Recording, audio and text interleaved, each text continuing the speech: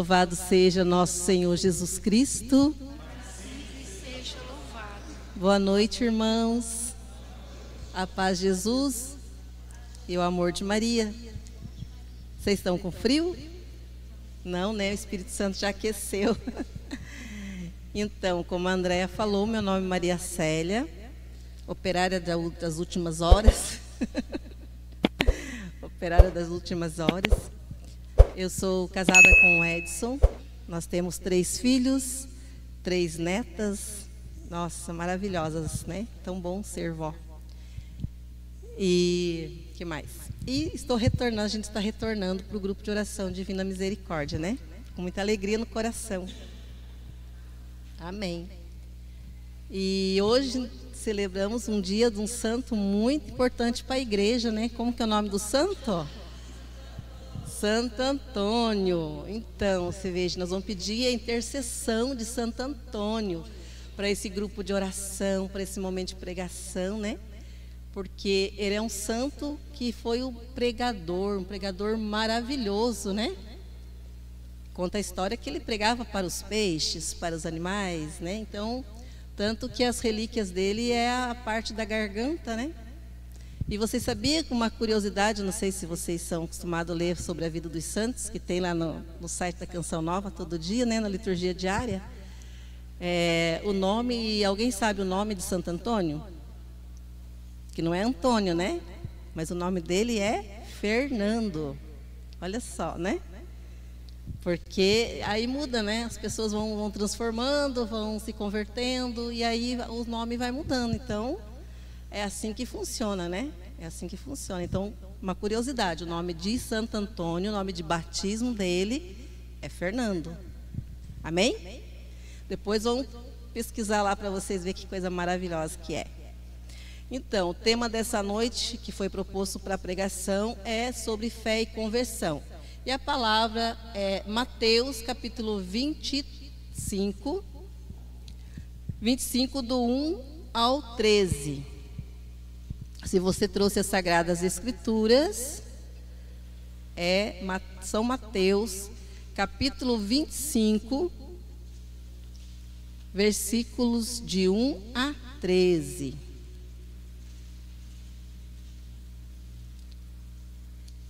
Então, vai falar da parábola das 10 virgens, né? A parábola das 10 virgens. Não é uma passagem estranha para nós, né? Bem conhecida. Que vai dizer assim: o reino dos céus pode ser comparado a 10 moças que, levando suas lamparinas, saíram para formarem o séquito do noivo. 5 delas eram descuidadas e as outras 5 eram previdentes.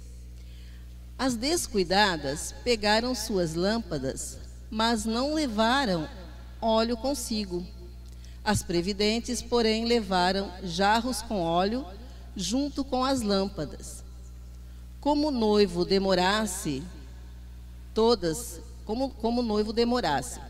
todas acabaram cochilando e dormindo no meio da noite. Ouviu-se um alvoroço, então todas se levantaram e prepararam as lâmpadas. As descuidadas disseram às previdentes: dai-nos um pouco de óleo, porque nossas lâmpadas estão se apagando. As previdentes responderam: de modo algum, pois o óleo pode ser insuficiente para nós e para vós.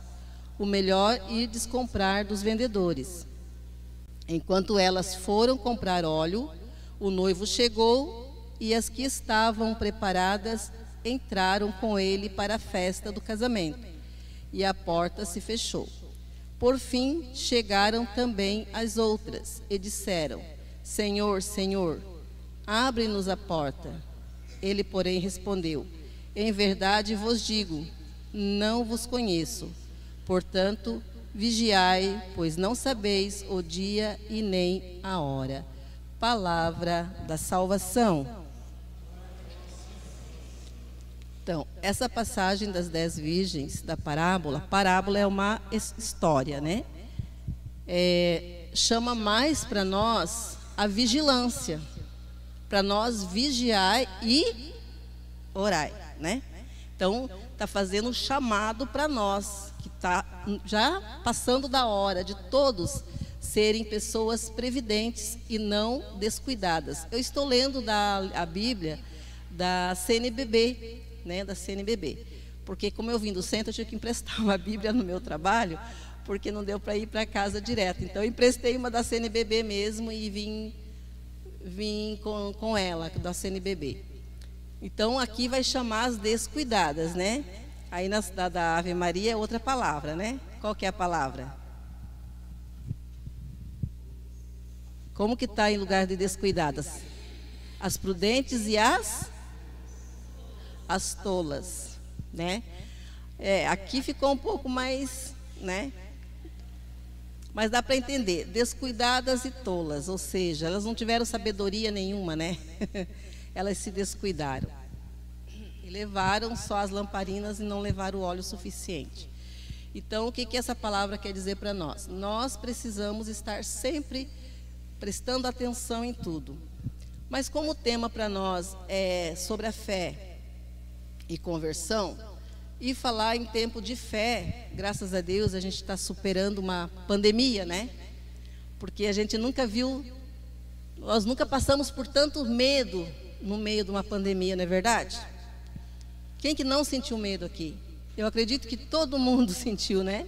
Um medo de perder alguém da família, um medo de acontecer alguma coisa, um medo. Então, assim, o medo veio avassalando, como é que é? Avassalador. Obrigada. Então, muitas pessoas que não estavam nessa situação de vigilância passaram por esse terror, por esse medo.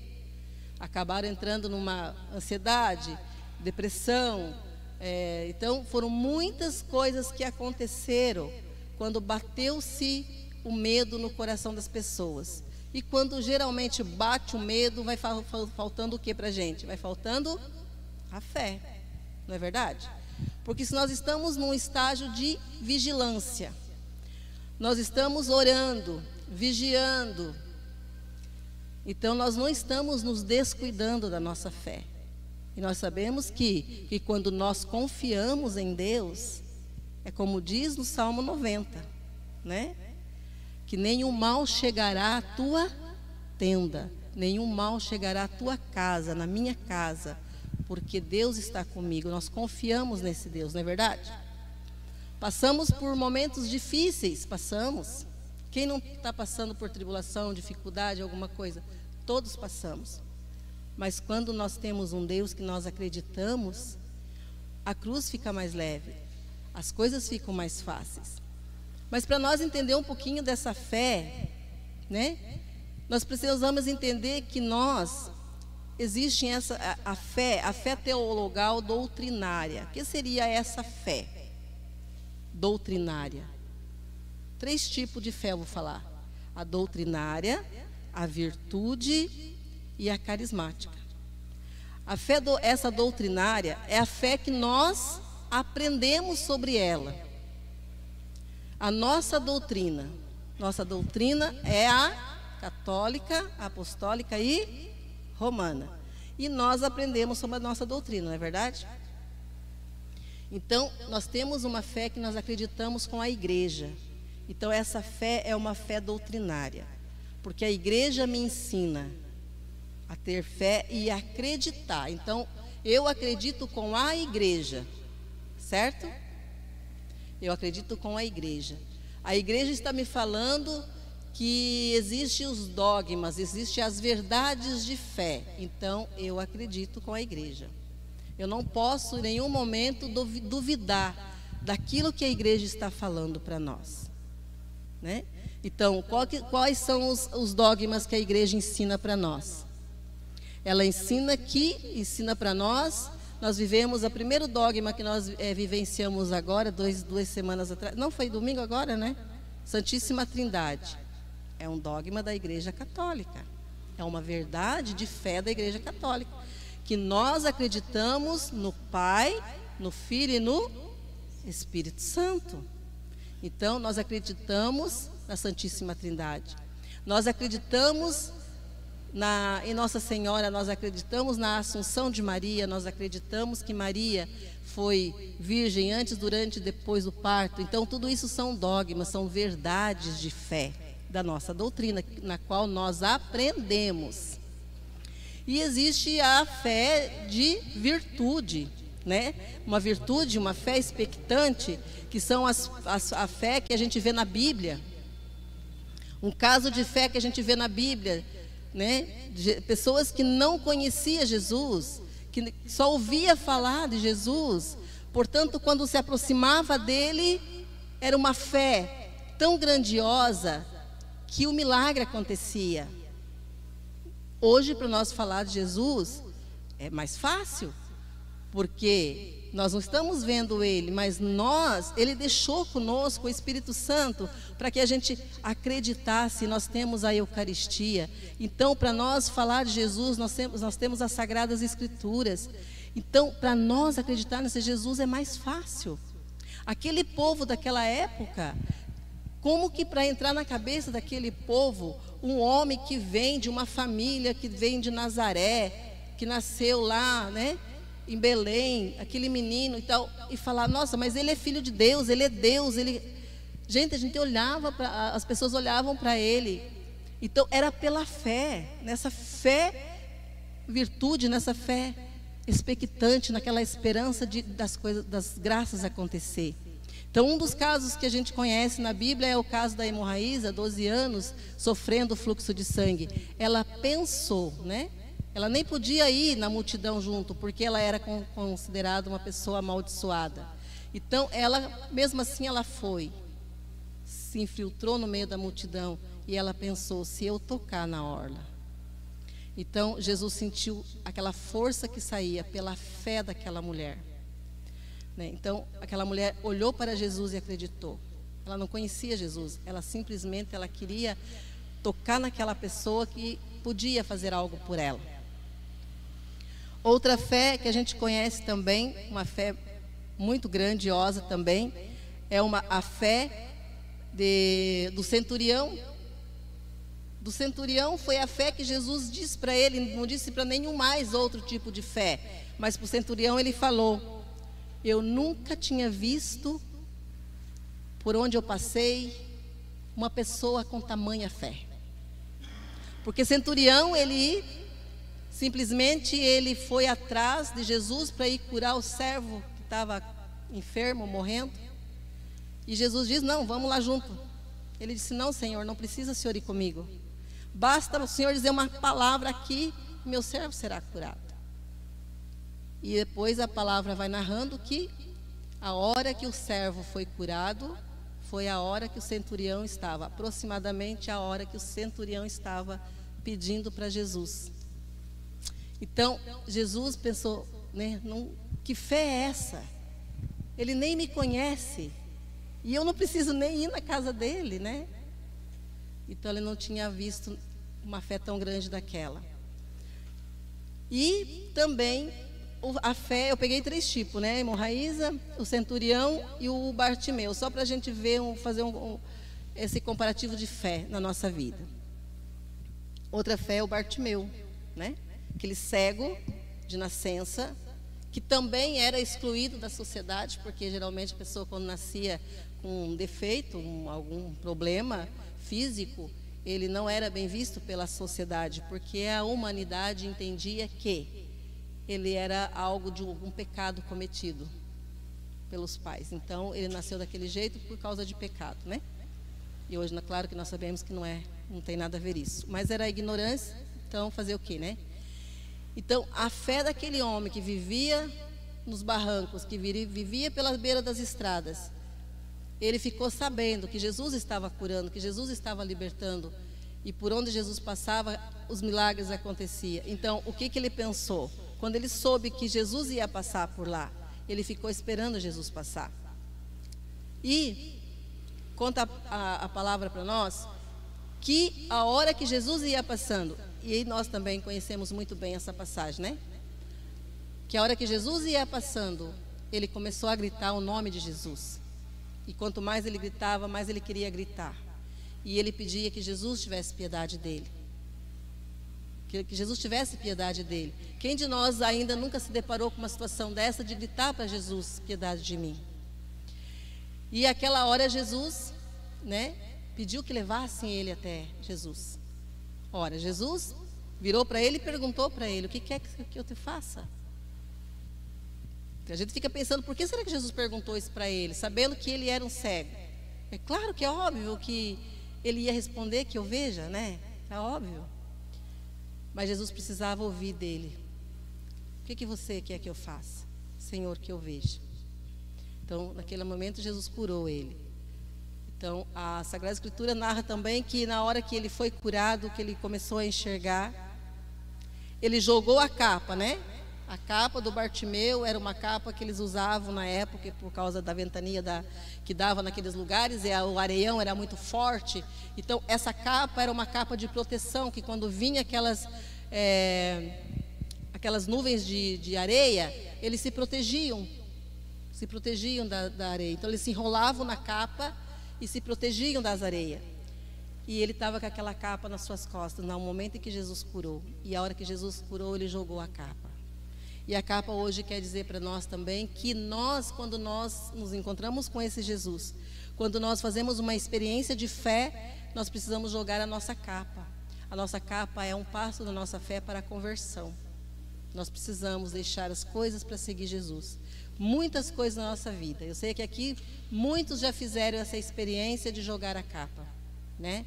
Já jogaram a capa de coisas do mundo que antigamente para a gente era prazeroso, hoje não faz mais parte da nossa vida, né? Então, são coisas que a gente vai deixando e vai jogando a capa. Cada vez que nós vamos nos convertendo, nos aproximando do Senhor, nos dando passos na nossa fé, nós vamos jogando a nossa capa, né? Então, o Senhor chama nós para essa atenção para a nossa fé, que nós precisamos ser pessoas de fé. E hoje, onde nós experimentamos mais a nossa fé, é quando nós participamos da Santa Missa. Quando nós olhamos para Jesus no altar, ali nós expressamos o maior ato de fé na nossa vida, né? Então, uma vez uma pessoa disse para mim assim: mas Maria Célia, como que se a gente vai para a missa, a gente vê lá, é um pão? Como que é Jesus se é um pão? Daí eu falei assim para ela: se é um pão, até o momento da consagração é um pão. Mas depois da consagração é pão vivo descido do céu. É um pão diferente, é pão vivo descido do céu. Então, eu olho assim para a nossa igreja, assim, porque eu amo muito a nossa igreja. Então, eu vejo assim a fé do povo num domingo, né, na missa das 9h30, na missa das 20 horas do domingo. Essa igreja cheia de povo. E ontem mesmo ainda olhava assim e dizia: meu Deus, né? O que faz esse povo vir numa noite tão fria para a missa, né?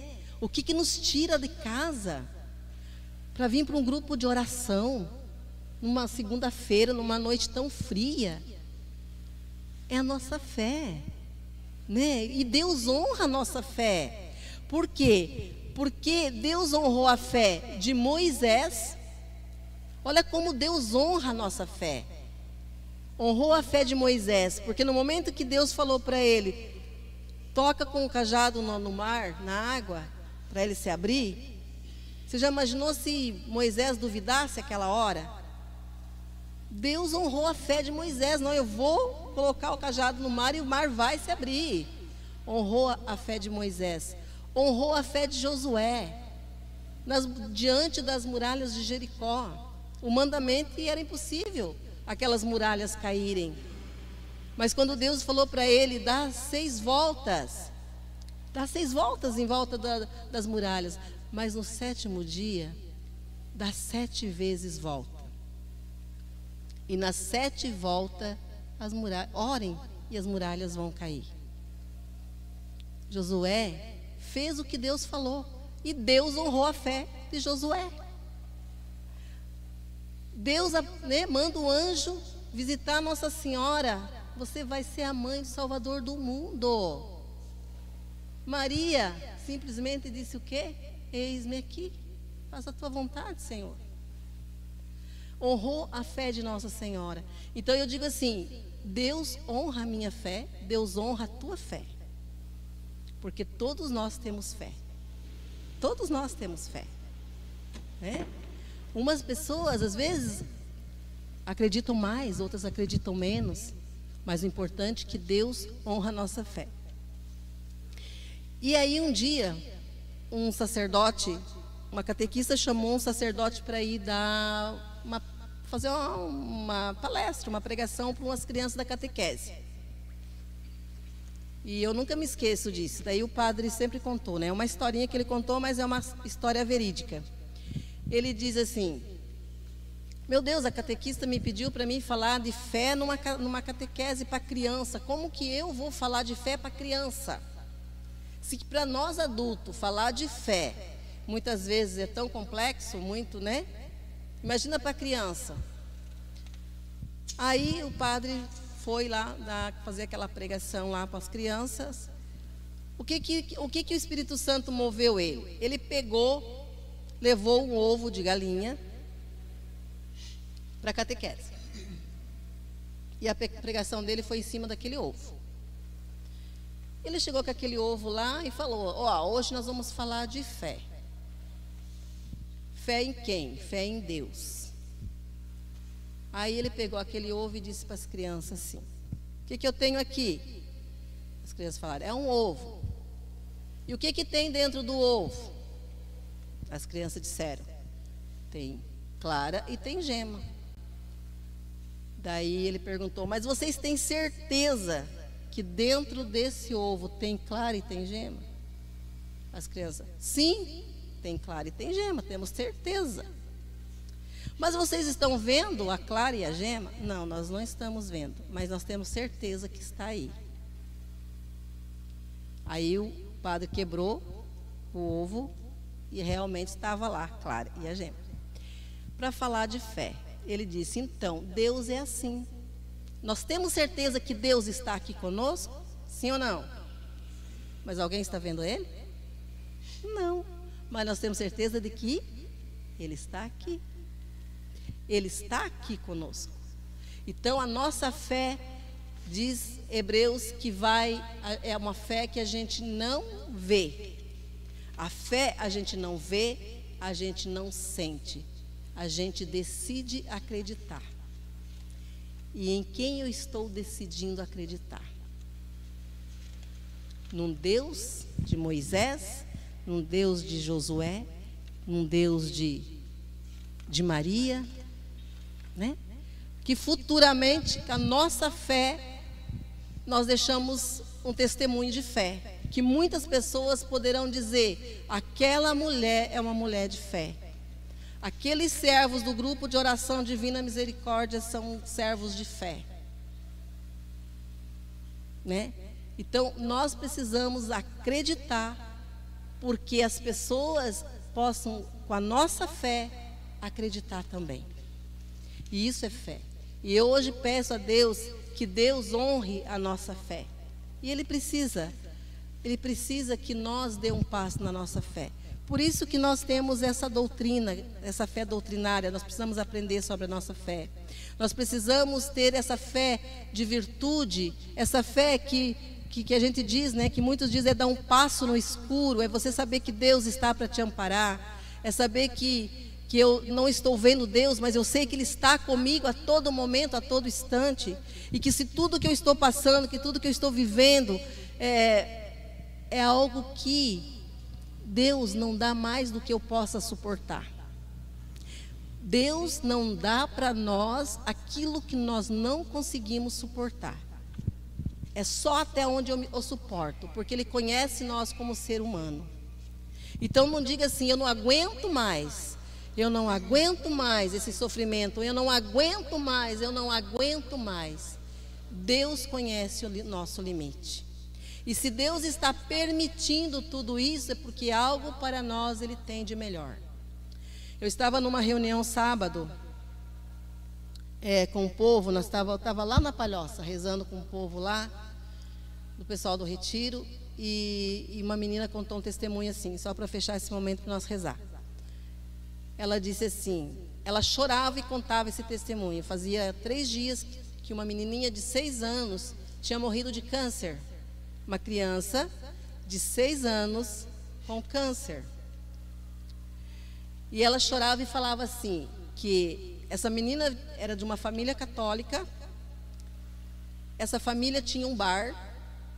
Esse bar atraía muitos homens que iam ali beber e saíam caindo de bêbados desse bar e iam para casa. Sabe Deus fazer o quê, né? Muitos sabem que vai bater na esposa, vai jogar as panelas para fora, vai fazer um monte de coisa, né? Porque quem tem um problema com o alcoolismo em casa sabe que não é fácil, não é fácil. E então essa criança de 6 anos contraiu um câncer. E o que aconteceu? Primeira coisa que eles fizeram, ficaram tudo doido, né? Porque uma criança de 6 anos com câncer. Eles tomaram uma atitude. Eles fecharam o bar. Eles começaram a ir para a igreja rezar. Estava faltando Deus na vida deles. Será que Deus, fica pensando, mas será que Deus mandou um câncer para converter essa família?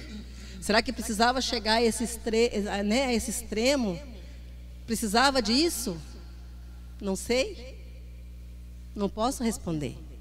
Eu só sei que através de uma criança de 6 anos com câncer, a família toda é convertida. O bar fechado. Quantas pessoas, quantas famílias foi salva também, porque daí aqueles homens não foram mais beber naquele bar, né? Quantas famílias? Então Deus usa os meios. Muitas vezes a gente não entende os meios, né? Fazia 3 dias que a menina tinha morrido. Mas Deus trabalhou tanto no coração desta família, com essa menina dizendo esse testemunho. Ela dizia assim que a mãe dessa criança de 6 anos, no velório, durante o enterro, era uma serenidade.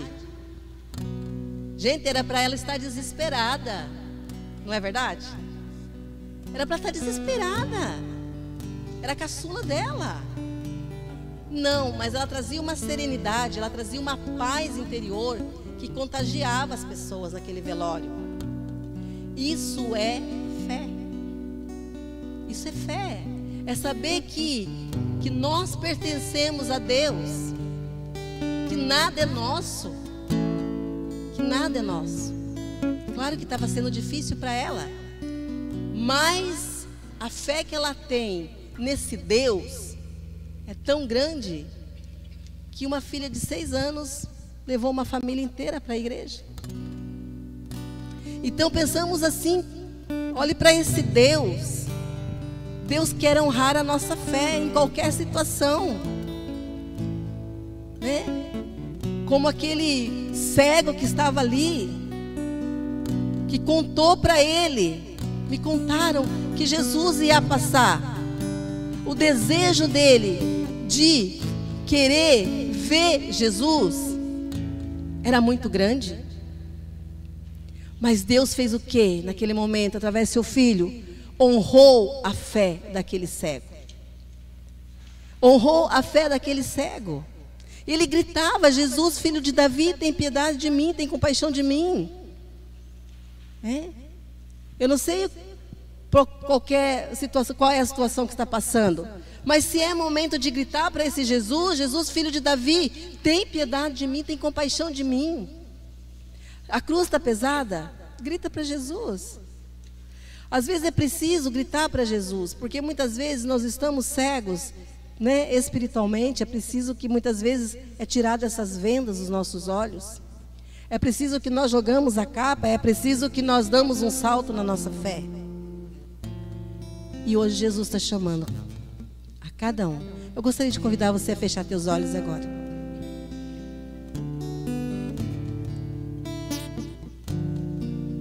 Olha para Jesus agora. Jesus está passando nesse momento na nossa frente. E esse é o momento que nós falamos com o Senhor. A hemorraíza, o centurião, o Bartimeu e tantos outros, eles viram Jesus presencial. Mas nós podemos ver Jesus com a nossa fé. Com a nossa fé. E nós podemos dizer para Jesus: Jesus, eu preciso de Ti, honra a minha fé, Senhor. Honra a minha fé, Senhor. Eu creio em Ti, Senhor. Eu creio que Tu podes mudar a situação, se assim for da Tua vontade. Senhor, se for da Tua vontade que algo aconteça na minha vida, a minha vida é Tua, Senhor. Meus filhos são Teus.